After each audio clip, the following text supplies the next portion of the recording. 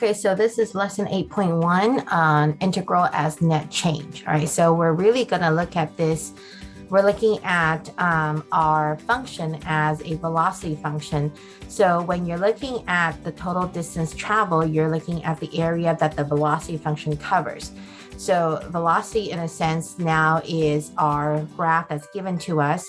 And then we can look at the velocity itself by looking at the graph itself. We can look at the area it is, or the distance you have traveled as an area under the curve. And then we can look at the acceleration of this function as the slope of the function. So when you're given the velocity function, it actually is really kind of cool because you can actually derive the position function by looking at the area under the curve. And then you can look at the acceleration function by looking at the slope of the velocity. Okay. All right, so it says particle moves to the right when velocity is greater than 0. Particle moves to the left when velocity is less than 0. So when the velocity is positive, it's moving to the right. When the velocity is negative, it's moving to the left. Kind of makes sense. Right is positive, left is negative, right? This displacement is the integral of the function over the interval. So displacement is the change in where your position is. So a very simple example is, let's say you are on the elevator, right? And you start off on the 3rd floor of the elevator, and then you went up 5 stories and then came down 2 stories. So your displacement is actually just 3 stories because you went up 5 minus 2. So that's your displacement of 3 stories. But the total distance you traveled, you went up 5 and came down 2. You traveled 5 stories and went down 2 stories. You add them up, you actually travel 7 stories.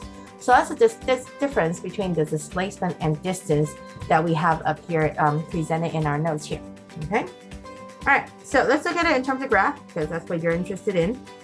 The function v of t is the velocity in meters per second of a particle moving along the x-axis. Use analytic methods, analytic means algebra methods, to do each of the following. So A, you want to graph a function. B, you want to determine where the particle is moving right, moving left, and then where it stopped. C, you want to find the particle's displacement for the given time interval. And D, you want to find the total distance traveled by the particle. So here's your function. V of t equals 6 sine of 3t. Now, again, reminding yourself that there is a huge part of the AP exam that is non-calculator. You have to remind yourself how to graph something like this by hand. 6 sine of 3t means that your amplitude went up 6. Sine of 3t, that's your b value. That means your period is 2 pi over 3, 2 pi over that b value. That means then your function, your sine function, goes from beginning to the end in the span of 2 pi over 3. So then if we look at this, I know I start at 0, I'm going to end at 2 pi over 3 because that's a full cycle. Halfway in between, that's where it crosses the x-axis. My x-axis didn't change, so it's still on the x-axis. And then a quarter of the way, you went up 6 because that's where the amplitude is. And then 3/4 of the way, you went down 6. Again, that's where the amplitude takes you. So your sine function goes something like this, almost like an upside down parabola. And then here you have another piece going like this. And then that's one full cycle. And you know this goes on forever, so you have more to go. Okay? Now, this function, this function says, I am only looking from 0 to pi over 2. So I'm looking from 0 to pi over 2. Okay, 0 is already on my graph. I don't need to worry. Pi over 2, I go down. So what I'm looking at in terms of the region, I'm looking at this region because remember, x-axis kind of closes off our graph. And I'm looking at this region here. Okay, in terms of the distance traveled. Okay, so before that, we're going to answer the first part. The first part says, graph the function. We already did that. Part B, determine where the particle is moving to the right, moving to the left, and stop. So when my velocity, this function right here, is positive, my function is moving to the right. When is my function positive? My function is positive when I'm above the x-axis. So the particle moves to the right, so moves right in the interval of 0 to pi over 3, because that's when my function here is above the x-axis, right? It moves left when it's below the x-axis. So in the region I want, it's below the x-axis from pi over 3 to pi over 2. So pi over 3 to pi over 2. When did it stop? It stopped at when my function is on the x-axis. So it stops at 0 and it stops at pi over 3. Again, within my interval here. So it stops at x equals 0 and x equals pi over 3. Okay, so that's part B. Part C asks you, find the particle's displacement over the given time interval. So the quick way of answering that, the quick way of explaining that to you, or a quick way of doing it is simply take the integral over the interval a, b of your function. That is a displacement. So it's going to take my function here and take the positive area here and add it to the negative area and cancel whatever they can cancel and give you whatever you have left. Okay. So the simple way is to go ahead and take the integral. So the displacement is the integral from 0 to pi over 2, right? Because that's my interval here. And then of the function, the velocity function, 6 sine of 3t dt. Okay. All right. So a couple of things to remind you. I usually pull my coefficient out. So 6 is in the front, 0 pi over 2 sine of 3t dt. Okay. We're going to take the integral now. 6 antiderivative of sine is negative cosine of 3t. Don't forget that 3t has a 3 coefficient, so it comes out as a reciprocal of 1 over 3. So put it as an over 3 under the 6. Evaluate it from 0 to pi over 2. So it gives me 2. Negative cosine of 3 times pi over 2, so 3 pi over 2, minus negative cosine of 0, because 3 times 0 is 0. All right. So cosine of 3 pi over 2, cosine of 3 pi over 2 is 0, so I don't need to worry about that. Minus a negative, so plus cosine of 0 is 1.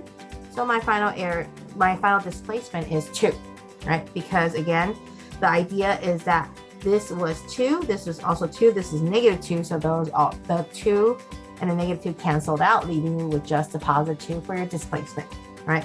So again, another way to look at this is you have more positive area than negative area. So your final displacement is going to be a positive value because the positive and negative cancels out. Okay. Now, how do you figure out the total distance? This is where graphing is very important. Graphing then shows you have a positive piece and a negative piece. You have to force a negative piece to be a positive piece for you to figure out the total distance. So what you would do is then take this as 2 integrals. You would go from 0 to pi over 3. Right, so this first piece right here, 0 to pi over 3, and then of the same function, 6 sine of 3t dt, and then the negative piece, you want to put a minus because then that would counter out the negative. Negative of negative makes it positive. So negative piece of pi over 3 to pi over 2 of 6 sine of 3t dt. Okay? All right, zoom in a bit so it's easier to see. All right, now, since these are the same function as part C, we could go ahead and use our antiderivative from part C and kind of clean this up. So then this, we know from part C, this is going to be helpful. This piece right here is my antiderivative. So my antiderivative is going to be negative 2. I can pull a negative outside, make it easier to do, of cosine of 3t divided by 0 to pi over 3 minus negative 2 of cosine 3t pi over 3 to pi over 2. So yes, you can go ahead and put this as a plus because that's really going to be helpful for us. And then put the negative 2 here. Go ahead and evaluate. You get cosine of 3t, 3 times pi over 3. That's cosine of pi minus cosine of 0 plus 2 cosine of 3 pi over 2 minus cosine of pi. Okay. Now, unit circle is very important now to remind you of this. Cosine of pi is negative 1 minus cosine of 0 is 1 plus 2 cosine of 3 pi over 2 is 0 minus cosine of pi is negative 1.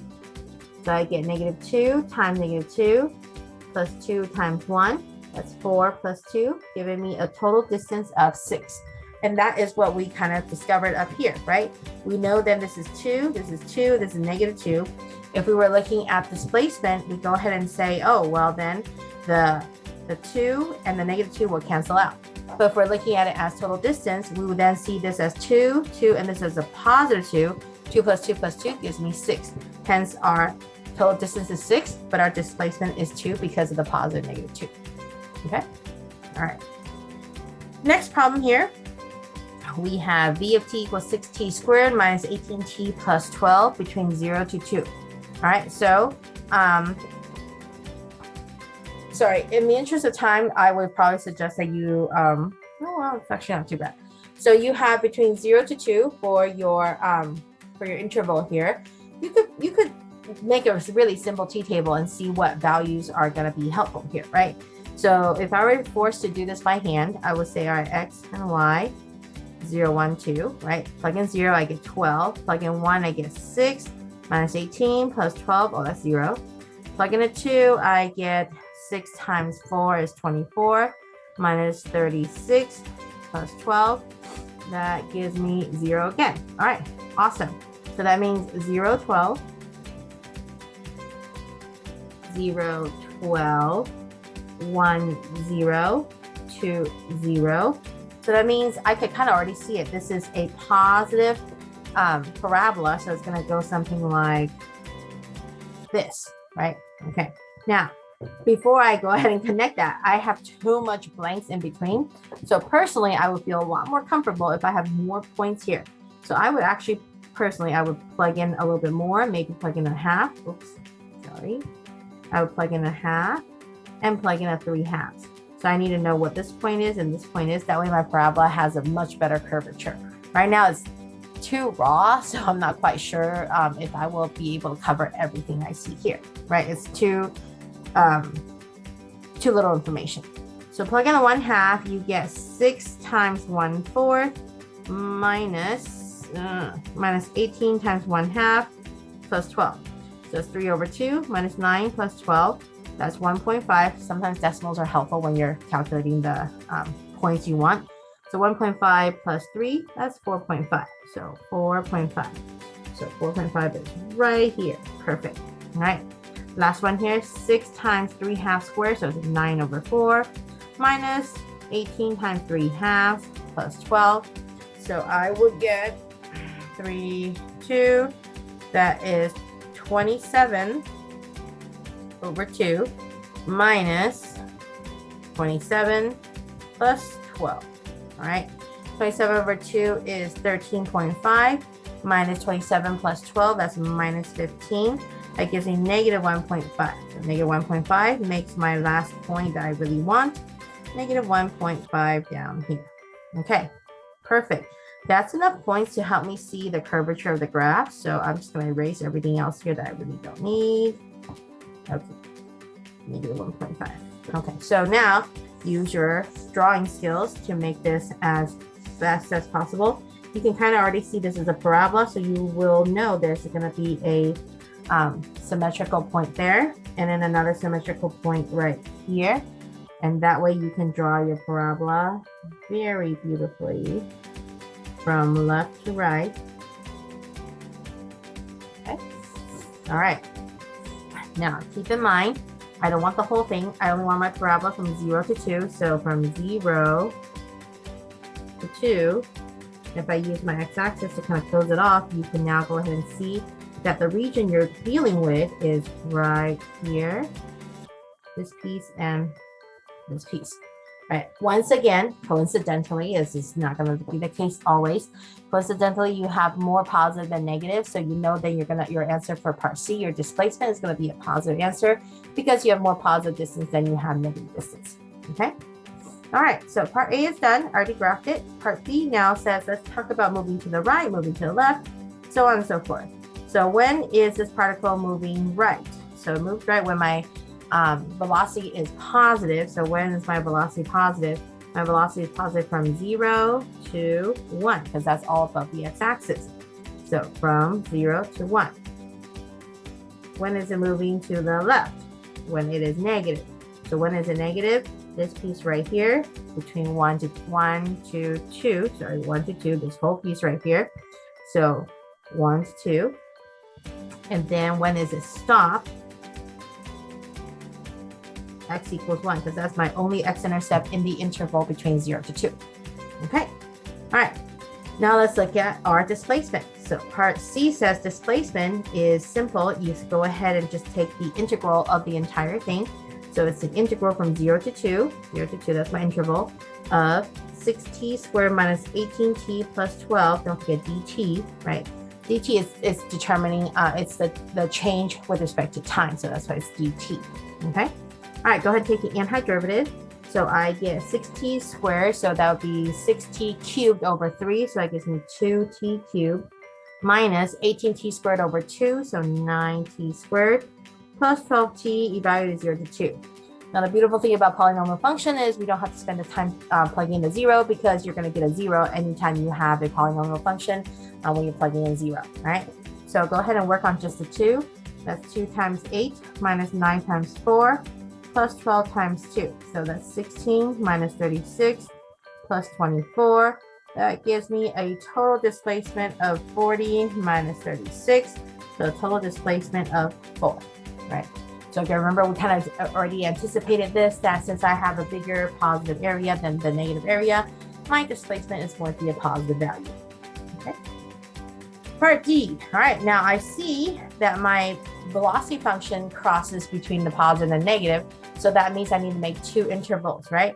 So first interval is 0 to 1, because that's all the positive area here, of 6t squared minus 18t plus 12. Now minus, because the next piece is negative, so minus a negative makes it positive, minus the region from 1 to 2 of 6t squared minus 18t plus 12. Oh, sorry, I have dt here. Hence notation. You really want to make sure you keep your dt's in the right spots. Okay, so use what you did in part C. Don't waste your time. Use the antiderivative you got from part C to solve for part D. So I have 2t cubed minus 9t squared plus 12t evaluated 0 to 1. Minus 2t cubed minus 9t squared plus 12t evaluated 1 to 2, right? We're working on both of these integrals at the same time. Okay, I plug in the 1, I get 2 minus 9 plus 12 minus 0, because I don't plug in 0, give me 0. Minus, okay, I plug in the 2, what do I get? I know plugging in the 2, you can go ahead and use your answer from the previous one, because that was the answer from plugging in the 2, but up to you, you don't have to. You can work that out as well if you don't trust your answer from the previous one. So plugging in the 2, you get 2 times 8, that is 16, minus 9 times 4 is 36, plus 12 times 2 is 24, minus, plugging in the 1, so minus 2 minus 9 plus 12, close your parentheses, and the rest is arithmetic. Believe it or not, this is the part where students mess up the most. So really, really take some time to slow yourself down. Don't skip too many steps, and make sure you watch your addition and subtraction. Yep. So 2 minus 9 is negative 7, plus 12 is 5, minus 0 is 5, minus 16 minus 36 plus 24, that is 4, minus 2 minus 9 plus 12, so that would be negative 7 plus 12, that's a 5 there. So 5 minus a negative 1. Coincidentally, this one's total distance is also 6, just like in number 1. Okay? So again, I hope you see the difference between displacement versus total distance. That is the key point of this section, is to really recognize how to work out the two different things. Okay? All right. Apologies for number 3. There should be a piece of information given to you. So initially, you want to add this in. Initially,